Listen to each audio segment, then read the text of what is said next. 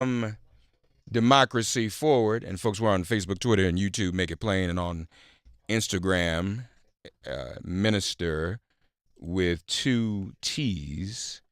Charisma Troiano joins us now from Democracy Forward. Charisma, how are you this morning? Oh, I'm good. I'm good. Thanks, Mark. How are you? I'm just fine. Thanks for joining us so bright and early in the morning. Absolutely. So, we had the police officer who killed Tamir Rice actually end up getting another job. You all are taking a look hmm at how many of these cases end up with nothing. Now, we saw the situation in Chicago. Thankfully, Van Dyke, one of the officers, was found guilty. But most of these guys kill hours, and just life goes on for them while life for our young people ends. Mm-hmm. It's so true. And I mean, in 2017, just looking at it just from like a numbers perspective too, you had over 1,700 police involved shootings in this country. Mm-hmm. And that equates to over 980 individuals that were shot and killed by an officer's gun. But yet, this Trump administration and the DOJ under this Trump administration has yet to do anything or even indicate anything that they're interested in looking further into these issues, into even attempting to bring charges against a number of these police officers that are involved in the more than 1,700 police involved shootings that happened last year. So yeah, it's quite disturbing to know that you have this large amount of folks who end up dying at the hands of a police officer's gun, while that officer, as we saw in the Tamir Rice case, as you mentioned, basically just gets shuttled to another police department in that same state, nonetheless, while mothers and fathers are burying for the most part, their sons, their black and brown sons. Right, right, right. Um, so we know there's not been a lot of investigation to begin with, but it's even lower now in the Trump administration, isn't That's true. And, absolutely correct. Like taking a step back, the Obama administration did not either prosecute police officers for police involved shootings. But the difference, though, is that while it's notoriously difficult to bring federal charges for police involved instances because you have a very high threshold as a prosecutor, as a federal prosecutor, in order to meet, you have to show that that police officer intended to violate an individual's constitutional or civil rights. And, it's already hard on the state level to bring charges against police officers when you're looking just mainly at elements of a crime. That's what we saw in the Jason Van Dyke case in Chicago, where the prosecutors were able to actually show that this was uh, manslaughter as well as aggravated battery, but you had elements of a crime that you had to meet there. In the federal context, you have to show intent to violate a constitutional it? Right. civil right, which is difficult to bring. But the Obama administration, understanding that, also knew that while it's important to hold the individual officer accountable, it's also important to look deeper at the systematic problems within a police department to truly try to root out, what's ingrained in that department that ultimately has led to the violence of the police-involved shootings or abuses that stem out of that. And so that's how the Obama administration looked at and focused on trying to address some of these systematic issues, and they did that by opening up civil rights investigations, by engaging with police departments to enter into what's known as pattern practice or consent decrees. Right. This Department of Justice, might I add, has made it very clear their intent to not do any of that. I mean, it's not just simply taking a step back. The amount of activity that we see coming out of the DOJ's Civil Rights Division is now at an 18-year low. Between 2006 and 2017, you had 25 civil rights investigations into police departments, and that was under the Obama administration. So while they were unable to bring actual charges against police officers, they really did make it a point to look deeper at the police units, at the police departments themselves. But this administration finds it unnecessary. Well, as we talk about this and the way the Obama administration did it and the high threshold. Charisma Troiano with us folks quarter before the hour. It would seem to me where the threshold is intent. The intent to me is institutional. So if I would make any Mm. argument, it would be the argument to adjust the interpretation of that law or to redefine that law to say that there is institutional racism and bias and supremacy. And that therein lies the intent, as opposed to specifically boiling it down to what one officer does at a particular moment to look like intent. But that's me, and I'm sure you agree. Uh, but we're obviously a ways off from that. But it also seems to me, Charisma, that the despite Trump's complaints about his own attorney general, he, Jeff Sessions is still doing the job that Trump and the Republicans would want him to do, and that's precisely what you're describing. Not Oh, enforcing absolutely. these decrees, right? That's absolutely right. Donald Trump's grievances with Sessions focuses on one thing and one thing only, and that's the Mueller investigation. That's his concern that he's going to get pulled into, the Russia investigation, and he had this grandiose vision that Sessions would be the one to stop that, to protect him. So that's his only grievance against Sessions. Everything else that Sessions has been doing, Trump seems to be applauding while not doing Right, that publicly. right. He definitely is supporting that. Like I had noted, 18-year low in civil rights investigations at the DOJ now.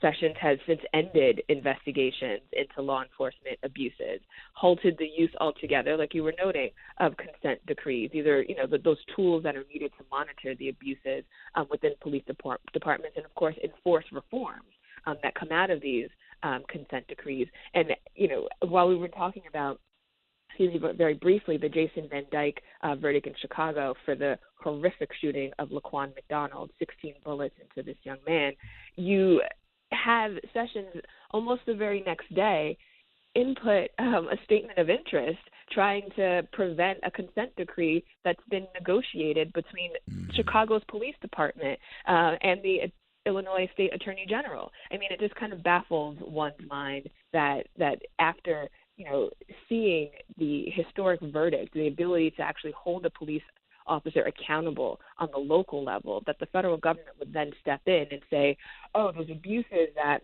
have led to this horrific police shooting, the abuses that have been charted and known within the Chicago Police Department, and your attempts at working that out, the attempts at trying to change and shift the direction of your police department. We as a federal government don't approve of that. We want to step in and say those abuses are okay, because that's essentially what Sessions is doing by saying we don't support this consent agreement. Luckily for Chicago, Sessions really has no role in this consent agreement, since this is one between the Illinois State Attorney General and the police department and the federal judge in that instance. So, we saw Sessions try to do that in Baltimore. And the Baltimore federal judge said, hey, wait a second, this is already going through. These parties, the police department, the mayor, the city, they've already agreed to this. So while you have concerns Mm-hmm. about police Mm-hmm. departments actually focusing on reform, we're moving forward. So Right. it's a disturbing trend. It is. Charisma Troiano with his folks. Quick calls. 866-99 series 866-997 4748. So I'm sure you, like everyone else, has witnessed what happened with Kanye. Oh, lovely. Um, but but but here's what's interesting. He talked about something that was and has been a civil rights issue. And that was on yesterday, the issue of stop and frisk, Charisma. And he may agree with us on this issue, although we know Trump doesn't. But let's take a listen to this particular piece, and I'd like you to react to it. So this is Kanye on yesterday, folks, talking about stop and frisk. Take a listen. The thing that the head of the police and Mike Sachs met with me last night at the Soho House about was we feel that stop and frisk does not help the relationships in the city. And everyone that knew I was coming here asked about stop and frisk. That's the number one thing that we're having this conversation about. Another thing is opening up industries, and we've got to get some tax breaks because we're making we got a speed factory in Atlanta, but the shoes are costing us $300, so it's costing us too much to make things. So we need some prototypes here so we can get people back working. So China can't just beat us, and Vietnam can't beat us. You got Levi's, the greatest jeans company in the world, making their jeans in Vietnam. So we're going to need to get a few breaks to be able to have some places in my hometown of Chicago and the 2.7 million to the 9 million surrounding suburbs where we can create some factories. Well, that was part of it, but a little later on, he challenges Trump on stop and frisk, and Trump says he's open-minded about it. But we know Trump is actually a supporter of stop and frisk. Yeah, absolutely. Earlier in this week, he had a speech before an organization or a group of police officers where he said that we should be bringing stop and frisk back. So I don't know exactly what open-minded means in Trump's mind, but it's clear that he does not have an open mind as it relates to stop and frisk. He's been talking about it on the campaign trail and talking about it since the moment he got into office, lauding it as a useful police tool when you have police officers across the country telling him that that's a myth. In fact, New York City's own police commissioner, James O'Neill, who came up after Bill Bratton, has an op-ed out in the Daily News this morning calling out the president and saying that his views on stop and frisk is purely a myth. It's not what drove down crime in New York City. In fact, it fractured relationships between law enforcement and the communities that they're there to protect. So the president has it completely backwards. And I will say that was one sliver of a moment during Kanye West's visit to the Oval Office yesterday that actually had some semblance in reality. And one would have hoped that, he would have focused on that. I think that he has had a lot to say, both in his music and just in his real life as it relates to the crime and the violence in Chicago's communities. And so, his meeting with Trump was slated as discussing prison reform, criminal justice reform, but we see that went quite off the rails. But the stop and frisk piece, I'm glad that he brought it up. I wish that he would have pressed Trump a little bit more, not only on his comments earlier on in the week, but it's not enough for Trump to say that he's open-minded when we've heard words out of his own mouth in complete support of this notion that stop and frisk helps bring down crime. So here's the other part of that conversation. Take a listen, ladies and gentlemen. Which Jim Brown has created. What about gun violence with all the debate about the Second Amendment going on? The problem is illegal guns. Illegal guns is the problem, not legal guns. We have the right to bear arms. President Trump has said that he favors stop and frisk. Are you guys going to be discussing that? Do you think he can change his mind? Yeah, we're gonna discuss. I didn't mean to put you on blast like that, bro. But it's definitely. I'm open-minded. I'm here. Mr. I am President, would you like him open-minded. to speak at one of your rallies? He can speak for me anytime he wants. He's been a great guy. He's smart. So you heard him say, and of course Kanye apologized. He said we put him on blast, but Trump said he's open-minded. You would be putting someone on blast when that's a slated reason for you being in the Oval Office. But, right, okay. right. If whatever the reason, I don't think we really know what the reason is other than mental illness. 2 or 3 or 4 mentally ill people, including Jim Brown, sitting around. But folks, these things happen above the radar, but then under the radar. What Charisma is telling us about is how there's a decline in investigation of civil rights cases against police by Trump's DOJ. Charisma, what can we do? What can we do about this? And what can democracy? What is Democracy Forward encouraging us to do about this?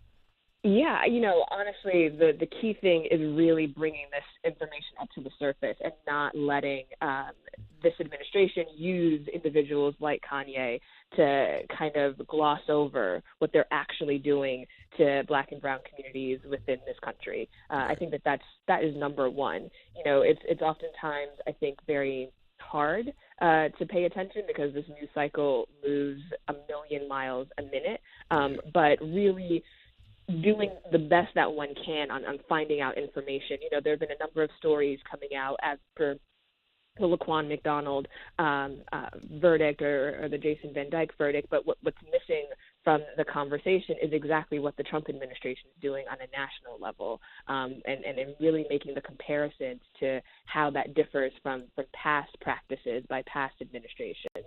I think that's key.